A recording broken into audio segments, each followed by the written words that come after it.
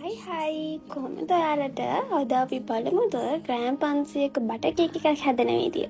ඉතින් මේ කේක් එක ගියේ ටිකක් වෙනස් විදිහේ කෙනෙක්ට. මොකද දන්නවද මම එහෙම කියන්නේ? මොකද බොයිෆ්‍රෙන්ඩ්සා තමන්ගේ ගර්ල්ෆ්‍රෙන්ඩ්ට ඕඩර් එකක් දාද්දි ගොඩක් වෙලාවට දාන්නේ බටර්ෆ්ලයි ඩිසයින්, ෆ්ලෝරල් ඩිසයින්ස් අන්න ඒ වගේ කේක් නේ.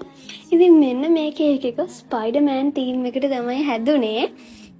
මේ කේක් එක ඕඩර් කරපු මල්ලි මගෙන් ඉල්ලුවේ ඇගේ ගර්ල්ෆ්‍රෙන්ඩ් ස්පයිඩර්මෑන්ට ආසයි කියලා එන්න ඒක වෙනුවෙන් මේ කේක් එක හදන්න කියලා. ඉතින් මෙන්න මෙහෙම තමයි මේ කේක් එක හැදෙන්නේ.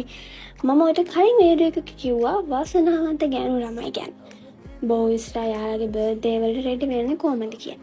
අන්න ඒ වගේ මාසෙකට විතර කලින් ඕඩර් එක ප්ලේස් කරලා මේක හැදෙන ගම්ම නිතරම මගෙන් අහපු ඕඩර් එකක් තමයි මේකත්. මෙන්න මේ විදිහට තමයි මේ කේක් එක හැදුනේ. මේකත් එක්ක ලස්සන ෆ්ලවර් බොකේ එකකුත් හැදුනා. මෙන්න මේක තමයි ඒ ලස්සන ගෑනු ළමයාට යන ලස්සන කේක් එක. ඉතින් ආයෙ වීඩියෝ එකකින් හම්බ වෙනකම් ගිහින් එන්න. බයි.